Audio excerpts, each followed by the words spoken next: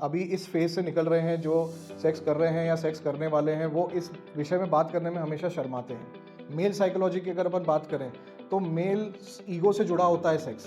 Females भी porn देखती हैं, उनको भी ऐसा लगता है कि अगर बड़ा है तो बेहतर है। कि जो फीमेल है वो सेक्स के प्लेजर पे फोकस करने की जगह ये सोच रही है कि मुझे उतना मज़ा नहीं आ रहा है क्योंकि मेरे जो पार्टनर है उसका साइज़ वो नहीं है जो मैं सोच के चल रही थी। पॉर्न देख करके जिस तरह के मिथ क्रिएट हो रहे हैं, जिस तरह का माइंडसेट बन रहा है लोगों का, स्पेशली जो यंग लड़के हैं, उसके बाद जो यंग लड़कियां हैं उनका, उसके कारण सेक्सुअल सेटिस्फैक्शन हैम्पर बिल्कुल होता है। और पॉर्न जो है वो देख सकते हैं, ठीक है, उससे कुछ सीख सकते हैं कि क्या पोजीशंस हो सकती है, किस तरीके से फोरप्ले करना चाहिए, पर उसको अपनी लाइफ में पूरी तरीके से रिलेट करना ये गलत है।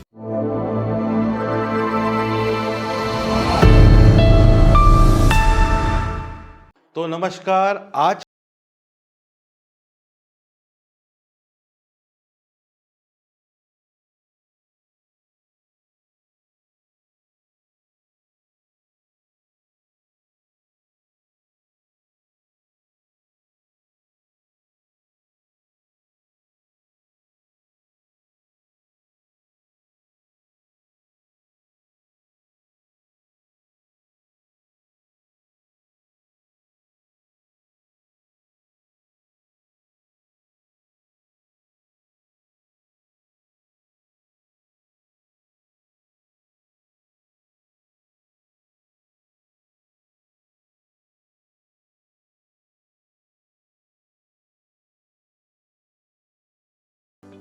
तो चलते हैं और मैं आमंत्रित करता हूं डॉक्टर आत्मिक जैन को।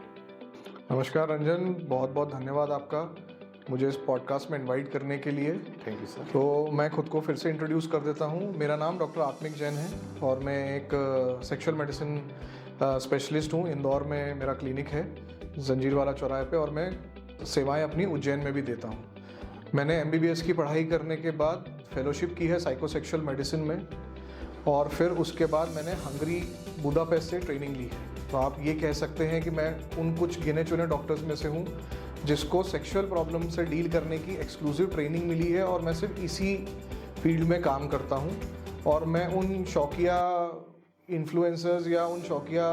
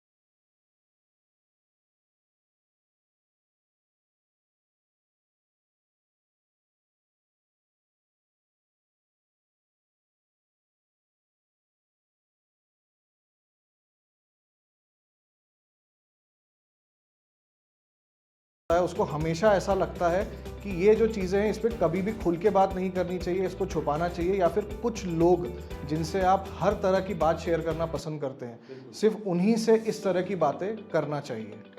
तो हमारे कल्चर का भी हिस्सा है। और साइकोलॉजी की अगर अपन बात करें तो अगर मेल साइकोलॉजी की अगर अपन बात करें तो मेल ईगो से जुड़ा होता है सेक्स।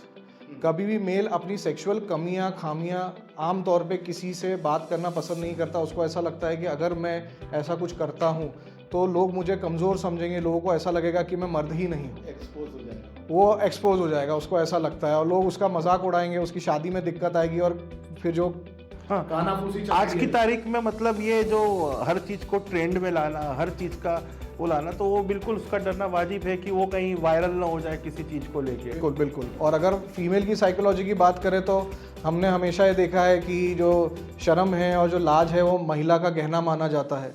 तो उसके हिसाब से जो औरतें रहती हैं वो भी कभी इस विषय पे खुल के बात नहीं करती, है ना। तो कभी भी अगर आपको इस तरह के विषय पे अगर खुल के बात करनी हो तो किसी से भी बात ना करते हुए किसी एक पर्सन को आप पकड़ें और उनसे बोले कि मेरी हेल्प करवा दो, किसी प्रोफेशनल से आप मिलवा दो मुझे। तो उससे क्या होगा कि उन तक गलत इन्फॉर्मेशन भी नहीं पहुंचेगी और सारी चीज़ें जो है वो बहुत ही सॉर्टेड रहेंगी। बिल्कुल सर, बिल्कुल। सर मेरे अंदर एक प्रश्न और है कि क्या साइज वाकई में मैटर करता है या ये सिर्फ एक दिमाग की बीमारी है?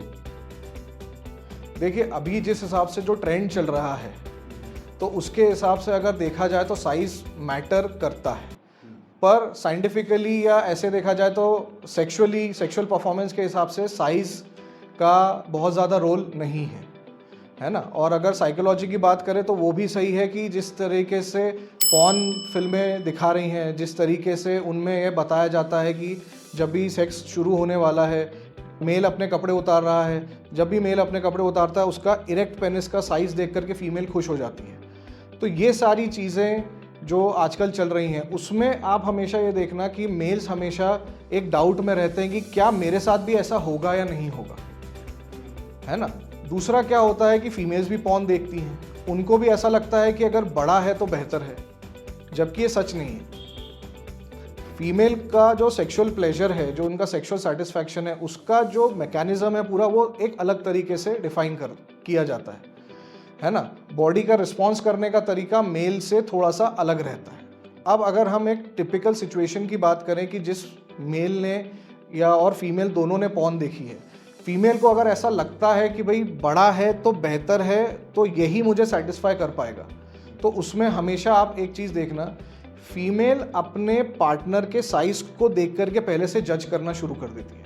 और जो वो पूरा एक्ट चलता है उसमें ऐसा होता है कि जो फीमेल है वो सेक्स के प्लेजर पे फोकस करने की जगह ये सोच रही है कि मुझे उतना मज़ा नहीं आ रहा है क्योंकि मेरे जो पार्टनर है उसका साइज़ वो नहीं है जो मैं सोच के चल रही थी। मतलब ये तो वो बात हो गई कि किसी कैंडिडेट का हमने इंटरव्यू नहीं लिया, सिर्फ मार्क्स देख के जज कर लिया। बिल्कुल बिल्कुल।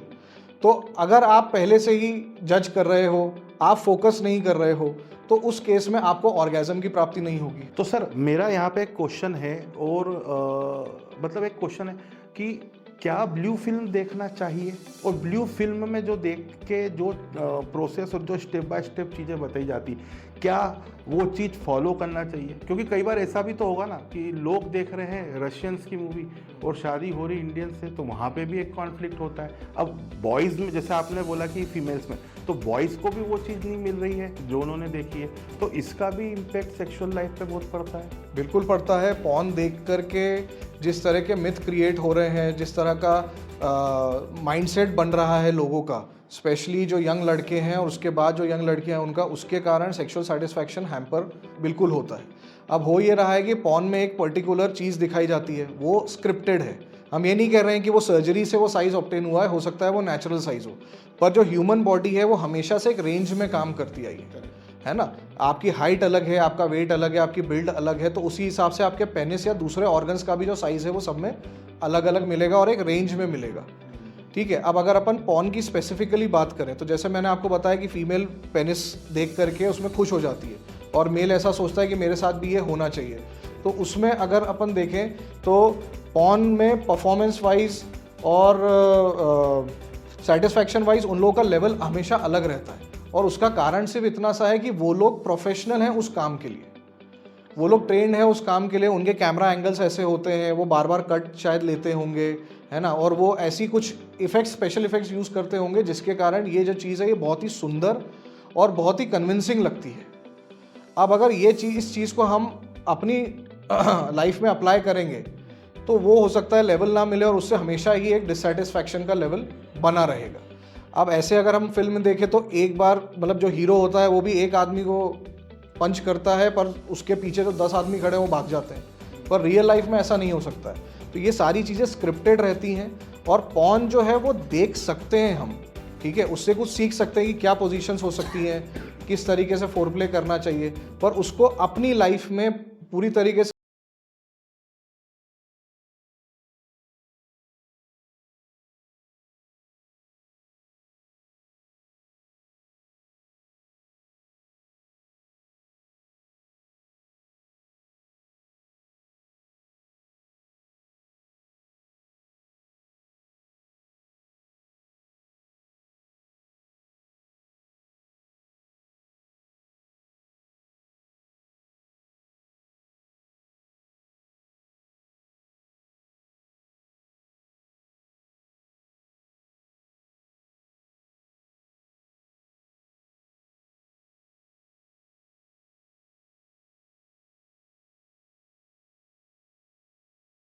जिससे कि लोग उस एज को क्रॉस करते हैं और उनमें अट्रैक्शन बनता है, तो वो उन गलत चीज़ों की तरफ ना जाए और एक सिस्टमेटिक वे प्राप्त करें।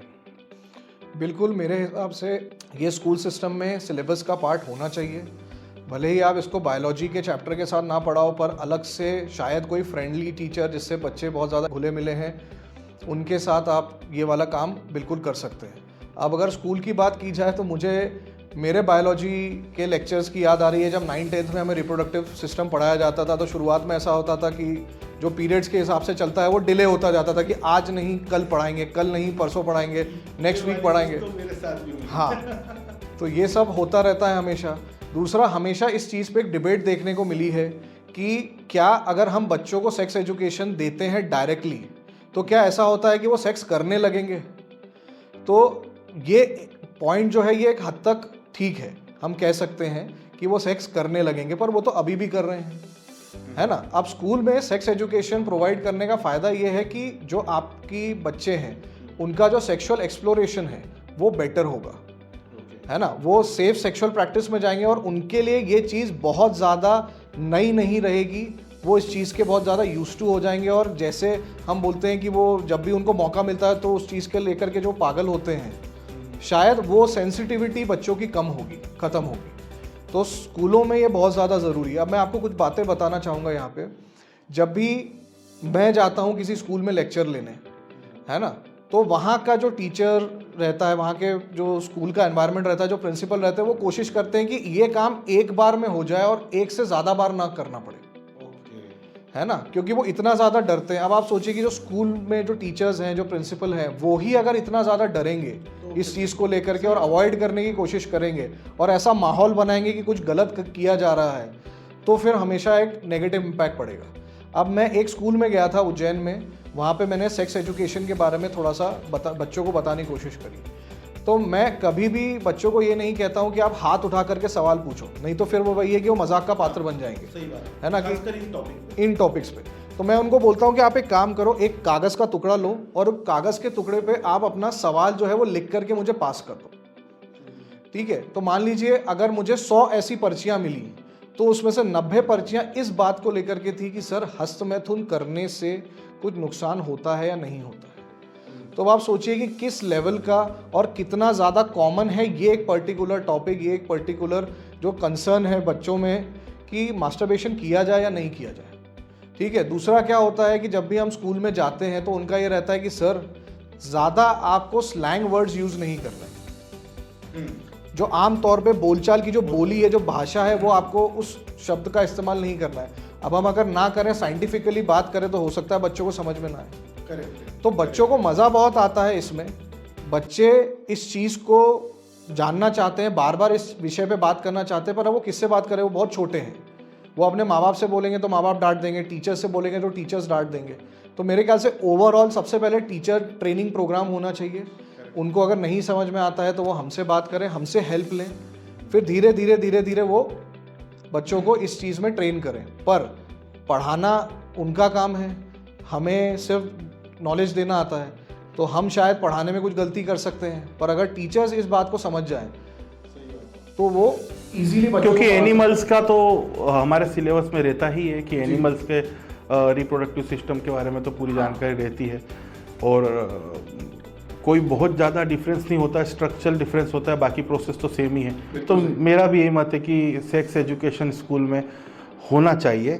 और जो आपने एक बहुत अच्छा एक हस्तमैथुन वाला वर्ड जो एक इस्तेमाल करा है, जब एजुकेशन नहीं मिल रही है बच्चों को आज की तारीख में, तो ये इनको कहाँ से पता चल रहा है कि ये चीज़ करना चाहिए, और इन्हें ये भी पता चल जाता है कि ये सही है, इसके बाद मुझे करना चाहिए। तो क्या कारण रहता है सर इसके पीछे, और क्या इस एज में इन लोगों को ये सब एक्चुअली करना चाहिए? क्या इससे इनको आगे कुछ बेनिफिट मिलता है? आखिर क्यों लोग इस चीज़ के पीछे बहुत ज़्यादा एग्रेसिवली पड़े हुए हैं?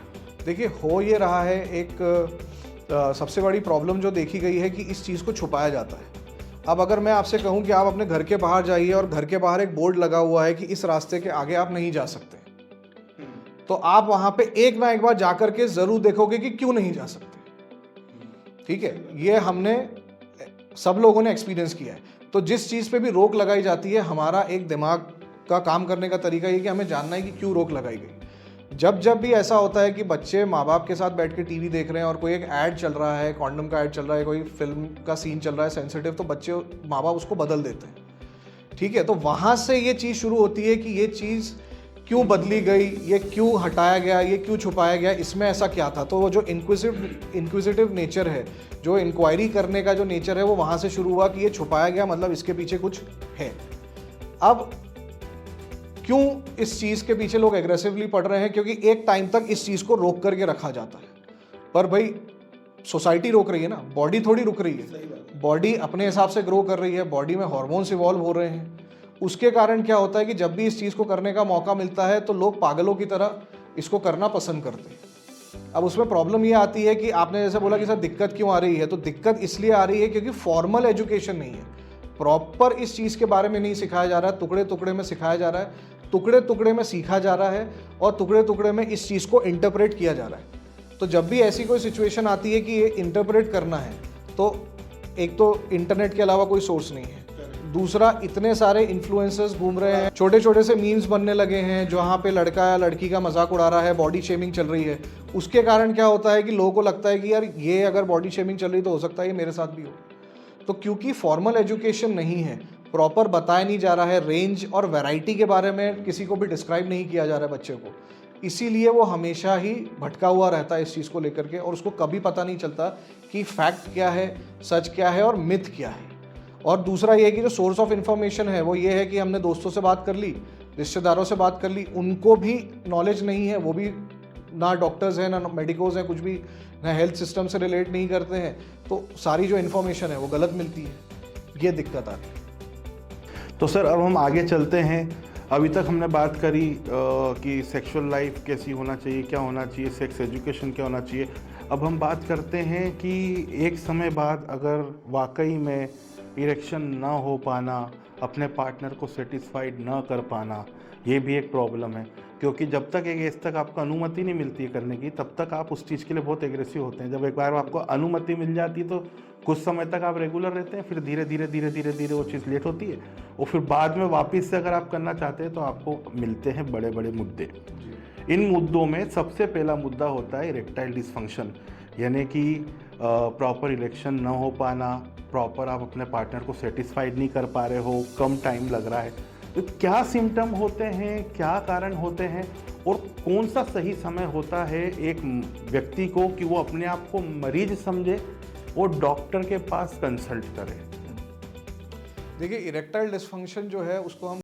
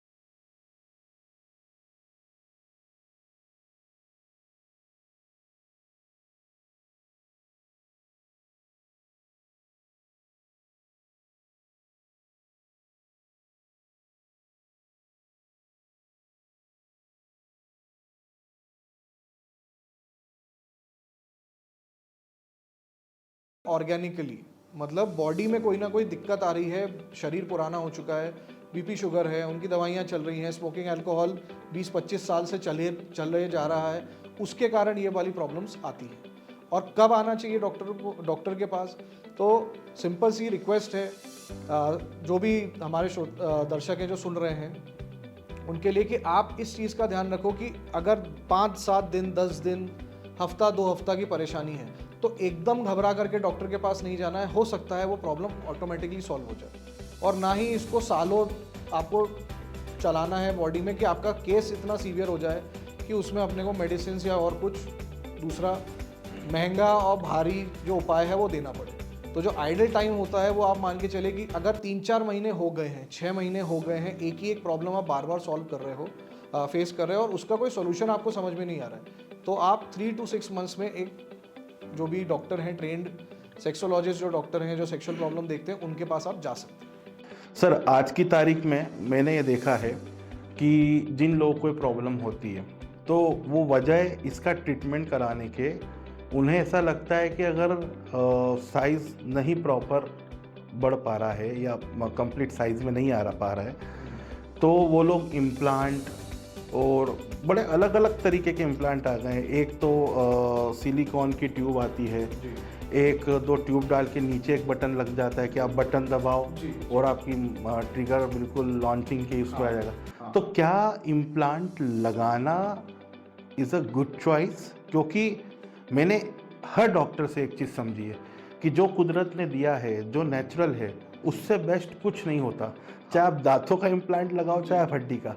और अब इस चीज़ में इम्प्लांट जिसमें आदमी सेक्रीफाइस, क्या मतलब 5 मिनट भी वो उसके अंदर कॉम्प्रोमाइज़ नहीं कर पाता, तो उसके लिए इतना बड़ा डिसीजन, आर्टिफिशियल सारी चीज़ें, क्या ये सही है?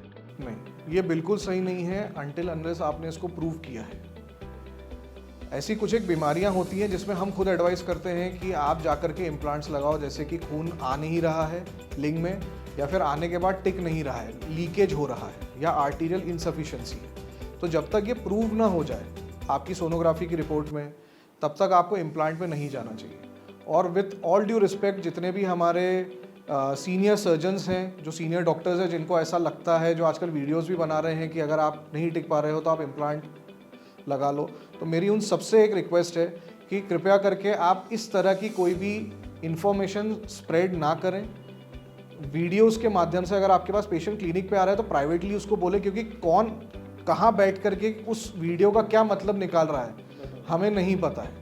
और दूसरा है कि जैसे आपने इम्प्लांट के बारे में बताया, तो 2 पीस इम्प्लांट आता है, 3 पीस इम्प्लांट आता है, तो अच्छी चीज़ें हैं।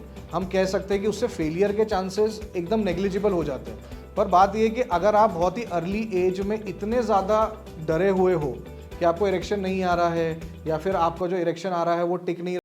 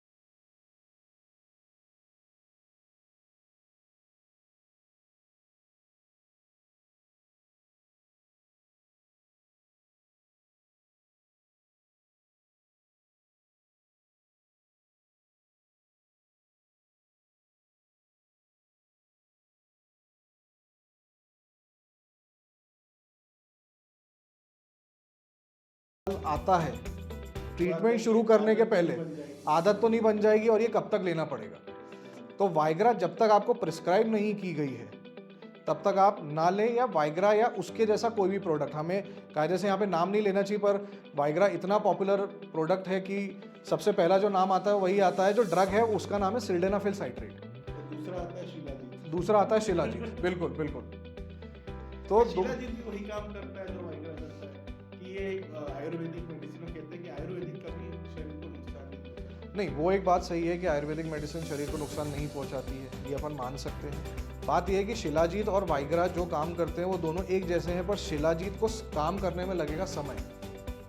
आपको वो एक लंबे समय तक लेना पड़ सकती है, उसके बाद आपको ये वाली प्रोसेस, मतलब ये वाला जो ग्रोथ है, ये प्रोग्रेस है, ये दिखेगी। पर जो वाइग्रा है, वाइग्रा ये काम बहुत जल्दी करके बहुत जल्दी शरीर में से बाहर निकल जाती है। तो ये एक फ़ायदा है वाइग्रा का। पर जब तक कहा ना जाए, जब तक बोला ना जाए, तब तक आप वाइग्रा ना लें। और सेम ये चीज़ शिलाजीत पर भी। देखिए, शिलाजीत हो गया, अश्वगंधा हो गया, ये एक बहुत ही ब्रांडेड और बहुत अच्छे प्रोडक्ट्स माने जाते हैं। आयुर्वेद में इनका बहुत नाम है और काफ़ी सालों से प्रचलित है।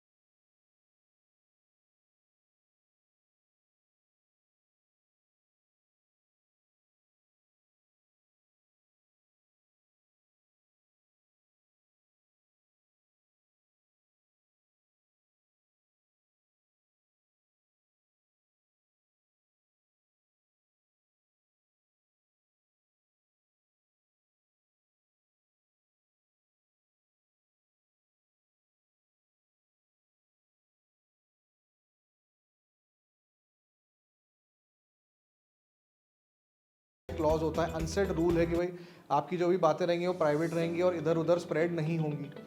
ठीक है, तो ये सारी चीज़ें रहती हैं। फिर धीरे धीरे एक प्रोसेस होती है इसकी जिसको बोलते हैं रेपो बिल्डिंग। तो धीरे धीरे हम जनरल क्वेश्चन से शुरू करते हैं और धीरे फिर उसके बाद हम जाते हैं कि आप एक टाइम के बाद जब आप थोड़े से खुल गए हो, जब आपको लग रहा है कि पेशेंट कंफर्टेबल है, तब आप इस चीज़ पे बात कर सकते हैं। तो सबसे पहले कुछ एक इनडायरेक्ट क्वेश्चंस होते हैं, है ना, जैसे आपका नाम क्या है या फिर आपकी सेक्स लाइफ कैसे चल रही है। फिर उसके बाद डायरेक्ट क्वेश्चंस हम पूछते हैं कि भाई आपको इरेक्शन की प्रॉब्लम है या नहीं है, कब से है। तो धीरे धीरे वो जो एक प्रोटोकॉल होता है, जो एक प्रोसेस होती है, वो फॉलो करते हैं। अब इसमें चैलेंजेस क्या होते हैं, तो रंजन अगर चैलेंजेस की बात करें तो अपॉइंटमेंट बुक करने से लेकर के पेशेंट को ट्रीट करने तक हर स्टेप चैलेंजिंग है। जब हम छोटे थे, जब हमने मेडिकल में एडमिशन लिया, जब हमने देखा कि हम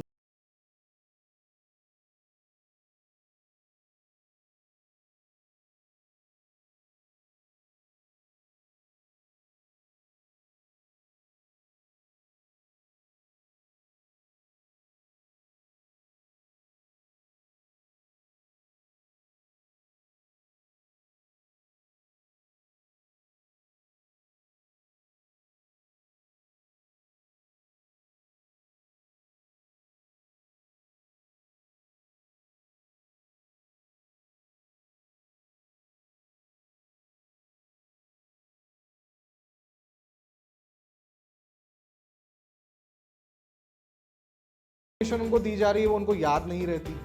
जो इन्फॉर्मेशन उनको लिख करके दी है या प्रिंटेड है प्रिस्क्रिप्शन के ऊपर, वो पढ़ते हैं पर उसको फॉलो नहीं कर पाते। तो ये कुछ एक चैलेंजेस हैं जो पेशेंट के साथ हम हमेशा फेस करते हैं। तो अभी तक की जो बातें थी इसको हम और आगे बढ़ाते हैं, लेकिन अभी एक मेरे दिमाग में एक प्रश्न आया है, वो ये है कि हस्तमैथुन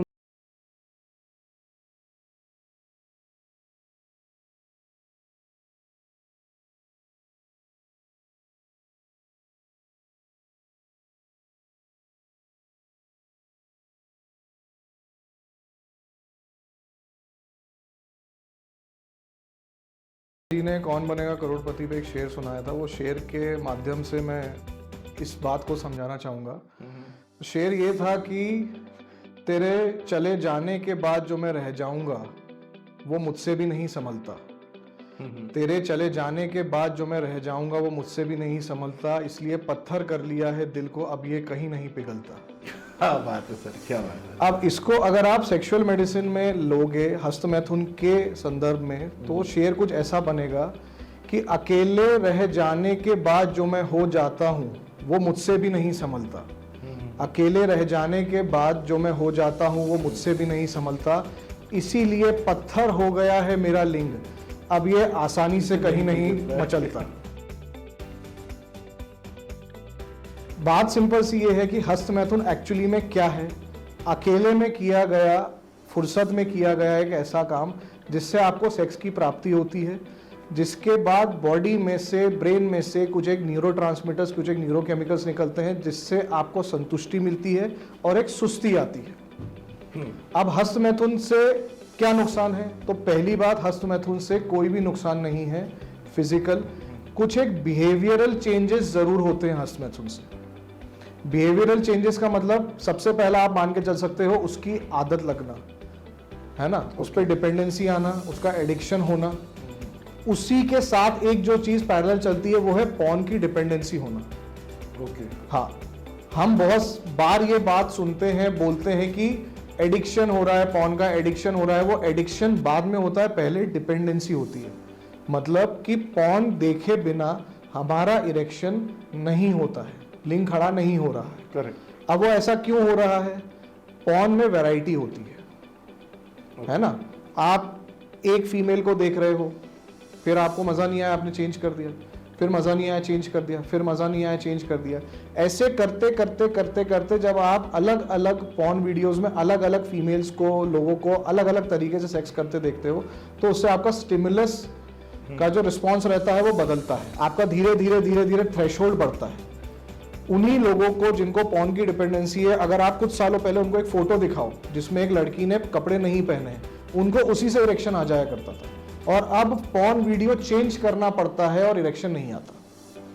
तो एक जो प्रॉब्लम होती है वो होती है पॉर्न डिपेंडेंसी, क्योंकि थ्रेशोल्ड बढ़ गया है, स्टिमुलस बढ़ गया है, सेंसिटिविटी बहुत ज्यादा कम हो चुकी है। अब बहुत ही हाई स्टिमुलस पे आपको सेंसेशन आता है। ठीक है। दूसरा क्या होता है कि भाई आप बहुत सारे ऐसे इन्फ्लुएंसर्स हैं, बहुत सारे ऐसे डॉक्टर्स हैं जो आजकल पेशेंट की भाषा बोलने लगे हैं अपने वीडियोस में कि इससे आपका लिंग सिकुड़ने लगा है, नसें कमज़ोर होने लगी हैं। जबकि ऐसा कोई भी कॉन्सेप्ट नहीं है, कोई भी प्रूवन कॉन्सेप्ट नहीं है। रिसर्च पेपर्स ये सब आज तक प्रूव नहीं कर पाए।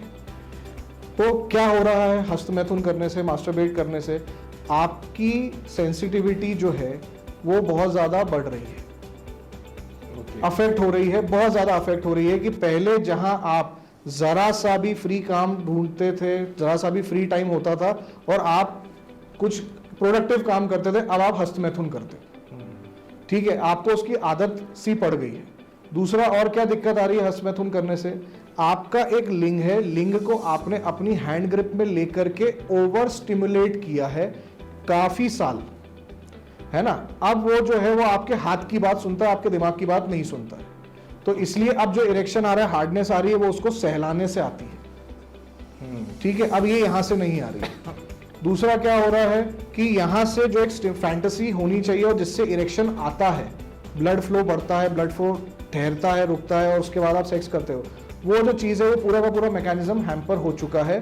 पर न्यूरोमस्कुलर लेवल पे नहीं हुआ है, वो जो है वो फैंटेसी लेवल पे, साइकोलॉजिकल लेवल पे हुआ है। क्यों? क्योंकि भाई मैंने जैसा आपको बताया कि स्टिमुलस अब ज्यादा लगता है ना। तो हस्तमैथुन से ये वाली जो चीजें हो रही हैं कि भाई आंखों के नीचे सर काले गड्ढे पड़ रहे हैं, सर मेरे तो बाल झड़ रहे हैं, सर मेरा तो वजन ही नहीं बढ़ रहा है, मुझे तो भूख नहीं लगती है।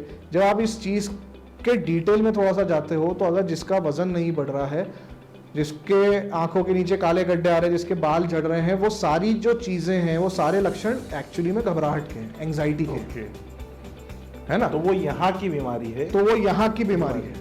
ठीक है, अब हस्तमैथुन आप करते हो अकेले में, तो हस्तमैथुन का फंडा क्या है कि ये काम करना है हमें अकेले में और जल्दी करना है। तो अब बॉडी में क्या चेंजेस आ रहे हैं इसके कारण? फिजिकल चेंजेस नहीं, बिहेवियरल चेंजेस। कि आपकी बॉडी का जो सर्किट है, जो आपकी बॉडी का जो अपन बोल सकते हैं सॉफ्टवेयर है, उस सॉफ्टवेयर में हल्का सा एक अपग्रेडेशन हुआ है ना। उससे क्या हो रहा है कि अब आप मास्टरबेशन से ज्यादा कंफर्टेबल हो चुके हो और आपको बिना उसको किए नींद नहीं आती। क्या हो रहा है? आदमी है, लड़का है, 12 बजे उसको सोना है, वो 11 बजे बिस्तर पे चला गया। 11 बजे से लेकर के 12 बजे तक वो फोन देख रहा है।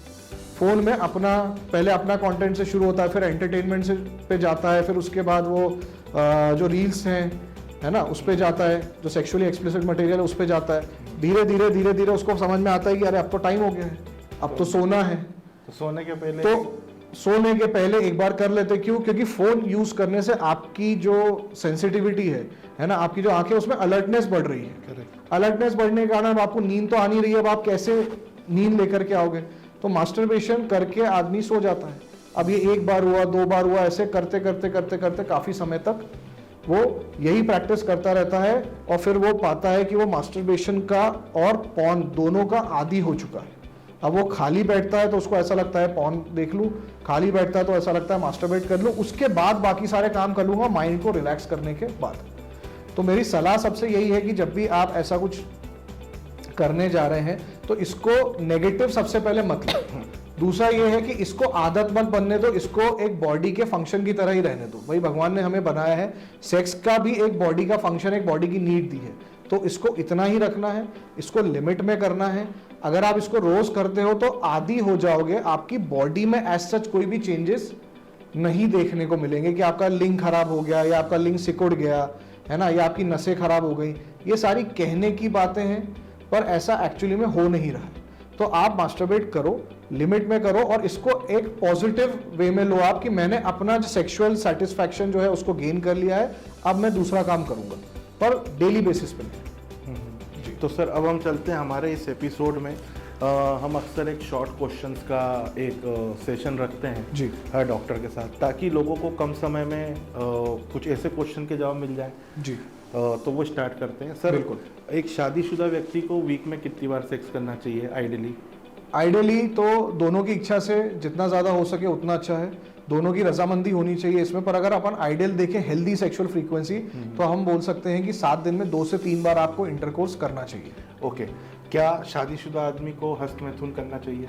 शादीशुदा आदमी को हस्तमैथुन करने की ज़रूरत नहीं पड़नी चाहिए, और अगर वो हस्तमैथुन करता है तो हो सकता है वो अपना सेक्सुअल एपेटाइट, सेक्स की भूख को मार रहा है, तो वो बीमारी की तरफ जा सकता है। ओके, कितने दिनों के बाद, जो हम बोलते हैं कि इरेक्टाइल डिसफंक्शन की जो सिम्टम्स होते हैं, कितने जी। दिनों बाद उसको किसी डॉक्टर से कंसल्ट करना चाहिए? अगर रेगुलर, जैसे आपने बताया कि वीक में 2 या 3 बार उसको करना चाहिए, जी, तो उसके हिसाब से अगर 2-3 महीने से एक सलंग प्रॉब्लम चल रही है, उसको एक ही पार्टनर के साथ एक प्रॉब्लम बार बार आ रही है, या फिर मल्टीपल पार्टनर के साथ भी उसको सेम प्रॉब्लम फेस करने को मिल रही है, तो वो जितना जल्दी हो सके उतना जल्दी दिखा दे। पर ऐसा नहीं कि 7 to 10 डेज में ही वो डॉक्टर के पास आ जाए। एटलीस्ट 3 से 4 हफ्ता उसको वेट करना चाहिए, उसके बाद किसी कंसल्टेंट से मिलना चाहिए। ये बात तो तय है कि एक टाइम के बाद रेगुलर सेक्स करने के बाद पता चल जाता है कि शायद वाइफ जो है प्रेग्नेंट नहीं होगी, तो स्टिल उसको कॉन्डम हमेशा यूज़ ही करना चाहिए, या वो थोड़े टाइम बाद जब उसका परिवार सब बन गया, सेटल हो गया, उसको पता है कि कुछ होना नहीं है, हाँ, तो उसको छोड़ देना चाहिए? नहीं, ऐसा कॉन्डम के साथ इस तरह का कोई भी कॉन्सेप्ट अपन यूज़ नहीं कर सकते हैं। कॉन्डम जो है वो सिर्फ बच्चा पैदा करने के काम में नहीं आता है, बच्चा रोकने के काम में नहीं आता है, वो इन्फेक्शन से भी बचाता है, कई बार सेक्सुअल प्लेजर के भी काम में आता है, और एक्सीडेंटल प्रेगनेंसी डेफिनेटली बचाता है। तो अगर आपने कहा है कि सर जिसकी फैमिली कंप्लीट है उसको कॉन्डम यूज़ करना चाहिए या नहीं, तो डेफिनेटली उसको यूज़ करना चाहिए, उससे एक्सीडेंटल प्रेगनेंसीज बचेंगी, फीमेल की जो हेल्थ है उस पर नहीं आएगा। अब अगला क्वेश्चन इसी से कि जो रेगुलर अगर कोई व्यक्ति कॉन्डम यूज़ करता है, तो क्या उसको आदत लग सकती है? नहीं, ऐसा कुछ भी नहीं है। वो कभी अलग अलग फ्लेवर्स आते हैं, अलग अलग वेराइटी आती है, डॉटेड आते हैं, और जो भी आते हैं बहुत कुछ आते हैं। हाँ। तो क्या इससे भी कोई नुकसान किसी तरीके का? नहीं, इससे किसी तरह का नुकसान नहीं है, पर जिन लोगों को भी ऐसा देखने में आया है कि कॉन्डम यूज़ करने से उनका टाइमिंग बढ़ जाता है, और कॉन्डम जैसे ही हटाते हैं उनका टाइमिंग कम हो जाता है, जिसको हम हमारी भाषा में शीघ्र पतन कहते हैं, तो उनको ऐसा आभास हो सकता है, ऐसा एक्सपीरियंस हो सकता है उनको कि मैंने आज कॉन्डम नहीं लगाया तो मेरा टाइम पीरियड जो है वो बहुत कम है। तो अगेन सर, ये यहाँ की बीमारी है या नहीं? ये फिजिकल बीमारी भी है, क्योंकि बहुत सारे लोगों की नीचे की जो चमड़ी होती है वो टाइट होती है, अगर वो डायरेक्ट इंटरकोर्स करने जाते हैं तो वो चमड़ी खिंचती है बार बार, पर अगर कॉन्डम रहता है आगे तो वो उसको प्रोटेक्ट करके रखता है, एक तरह की कवरिंग, एक लेयर होती है, तो उससे बहुत सारी बीमारियां एक्चुअली में बहुत समय के बाद उनको पता चलती हैं कि कॉन्डम ना लगाने के बाद ये वाली प्रॉब्लम शुरू हो गई। ओके, तो ये था हमारा एक रैपिड फायर राउंड। अब हम वापस चलते हैं। अभी हमने बात करी पुरुषों में होने वाली प्रॉब्लम को जी। अब मैं एक बहुत प्रमुख, मतलब एक मेन समस्या है जो महिलाओं में होती हैं, ढीलेपन की समस्या। हाँ, जिससे कि कई बार पुरुषों को संतुष्टि नहीं मिलती है जी। तो आजकल उसके भी बहुत सारे ट्रीटमेंट चल रहे हैं, जैसे वजाइनल टाइटनिंग, ओपन सर्जरी भी होती है, लेजर भी होती है। तो ठीक है, सेटिस्फेक्शन जरूरी है, मैं मानता हूँ, दैट्स मैटर लॉट, मगर फीमेल्स के लिए ये स्टेप्स में क्या चीज़ सही है? क्या बिना सर्जरी के भी ये चीज़ पॉसिबल है? हाँ, या सर्जरी ही एकमात्र, और अगर सर्जरी ही एकमात्र है तो कौन सी चीज़, लेजर, ओपन, या फिर कुछ और? देखिए, अगर ये चीज़ हो रही है तो दोनों की सहमति से होना चाहिए। अगर मेल चाहता है कि उसकी वाइफ का जो वेजाइना है वो शादी के 10, 15, 20 साल बाद जो लूज़ हो गया है वो टाइट हो जाए, और अगर फीमेल इस बात से राज़ी है तो बिल्कुल ये वाले प्रोसीजर्स पे जाना चाहिए। सर्जरीज, लेज़र्स, मेडिसिन बहुत ज़्यादा कोई हार्मफुल नहीं है। आप बिल्कुल जो भी अच्छे गायनेकोलॉजिस्ट हैं, जो भी अच्छे कॉस्मेटिक गायनेकोलॉजिस्ट हैं, उनसे आप मिल सकते हैं, और उनसे मिल करके सारे जो चीज़ें हैं ये डिस्कस कर सकते हैं कि हमारे लिए, हमारी एज ग्रुप के हिसाब से, या दूसरी जो प्रॉब्लम्स हमें हैं या नहीं है, उसके हिसाब से सबसे बेस्ट मेथड कौन सा है। तो अगर आप सर्जिकली नहीं जाना चाहते हैं तो वेजाइनली और मेडिकली या फार्माकोलॉजिकली या फिर लेजर्स के थ्रू ये वाली चीज़ें बिल्कुल पॉसिबल है। सर, जहाँ पे हम बात करते हैं वजाइनल टाइटनिंग की, तो वहाँ पे एक क्वेश्चन ये भी आता है, ये प्रश्न उन लड़कियों के लिए भी आता है जिन्होंने शादी के पहले अपना एक फिजिकल रिलेशनशिप रखा है जी, और आपको तो पता ही है कि शादी के बाद हस्बैंड से कोई चीज़ छुपती नहीं है। तो क्या इस कम एज में इन लोगों को ये कराना इनके बाद की जो मैरिटल सेक्सुअल लाइफ है उस पर इम्पेक्ट डालता है?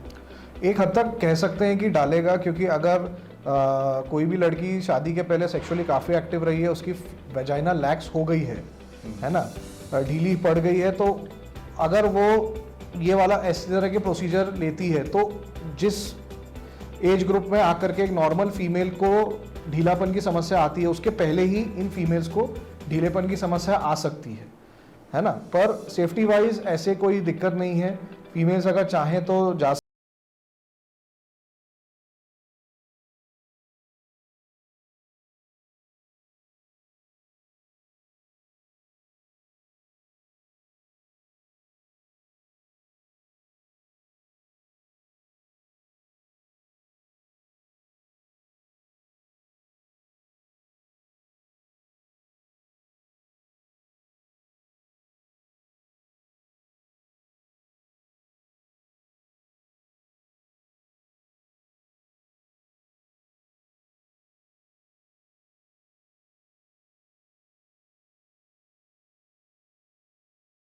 चीज़ें इन एप्स पे अननोन व्यक्ति के सामने हाँ। ओपनली हो रहा है। हाँ। लोग ऑनलाइन अपने जो है नेकेट होके एक दूसरे को करते हैं। इससे सेक्स और उस पर क्या इफेक्ट पड़ रहा है, क्योंकि प्रैक्टिकली तो हो नहीं रहा। हाँ। जो हो रहा है वर्चुअली हो रहा है। हाँ। तो इसका कुछ फर्क पड़ता है सेक्स और रिलेशनशिप पे? देखिए, पॉजिटिव और नेगेटिव दोनों फर्क पड़ता है, पर इंडिविजुअल पे डिपेंड करता है ये। जैसे अगर हम एग्जाम्पल के तौर पे बात करें तो मान लीजिए कोई भी लड़का या लड़की है जिसकी शादी अभी तक नहीं हुई है, वो अगर डेटिंग एप्स यूज़ करने के फेवर में रहा है तो हमेशा ही वो उसको पॉलीगैमस बिहेवियर, जैसे कि मल्टीपल सेक्सुअल पार्टनर्स की आदत रहेगी, है ना। हो सकता है उनको रिलेशनशिप को सेटल करने में, रिलेशनशिप को निभाने में दिक्कत आए, है ना। क्यों? क्योंकि उनकी शुरुआत से आदत ये रही है कि आपने एक आदमी के साथ या एक औरत के साथ रिलेशनशिप रखा, कुछ टाइम उसके साथ लिव इन में रहे और उसके बाद आपने चेंज कर दिया, फिर रखा, फिर चेंज कर दिया, फिर रखा, फिर चेंज कर दिया। तो अगर आपकी ये वाली दिक्कत है तो इसको आप पॉजिटिव वे में ज़्यादा नहीं ले सकते हो। इसका ऐसा है कि आप शायद शादी के बाद भी एक अनस्टेबल रिलेशनशिप में ही रहो। हो सकता है आपको ऐसा लगे कि मेरा जो पार्टनर है वो उतना ज़्यादा सूटेबल नहीं है, मेरी शादी शायद गलत हो चुकी है, तो रिलेशनशिप पे फ़र्क पड़ रहा है। अब अगर सेक्स की बात करें तो अनसेफ सेक्सुअल प्रैक्टिसेस बढ़ गई हैं, मल्टीपल पार्टनर्स जो हैं वो आ रहे हैं, तो उसका भी एक इम्पैक्ट, जैसा मैंने रिलेशनशिप पे बताया, सेक्स पे भी हो रहा है कि अगर मल्टीपल सेक्सुअल पार्टनर्स रखने की आदत है तो हो सकता है शायद ही कोई फीमेल अपने मेल पार्टनर से और कोई मेल अपने फीमेल पार्टनर से लंबे समय तक संतुष्ट रह पाए। तो ये एक सबसे बड़ी दिक्कत है सोशल मीडिया की, पॉर्न की, रिलेशनशिप जो साइट्स हैं, जो डेटिंग ऐप्स हैं उनकी। जी। तो ये आज तक का जो अभी तक का आपने जो सुना, हम उम्मीद करते हैं कि आपके कई सारे ऐसे प्रश्न जिनको आप किसी व्हाट्सएप यूनिवर्सिटी या इन्फ्लुएंसर के वीडियो से सॉल्व करने की कोशिश कर रहे हैं, वो यहाँ पे सॉल्व हुए होंगे। और ये बात सही है कि किसी के वीडियो देखकर या किसी भी चलन में आई हुई चीज़ को अपनाने से पहले एक बार डॉक्टर की सलाह ज़रूर लें, क्योंकि ऊपर वाले ने आपको प्राकृतिक चीज़ें जो दी है, नेचुरल चीज़ें जो दी है, उसका कोई रिप्लेसमेंट नहीं है। जी, बिल्कुल। और उन चीज़ों को आपको बहुत अच्छे तरीके से, हाइजीनिक मैनर में, प्रॉपर तरीके से डॉक्टर के गाइडेंस में अगर आप कोई प्रॉब्लम फेस करते हैं तो ही उन चीज़ों का चयन करके आप कंसल्ट करें।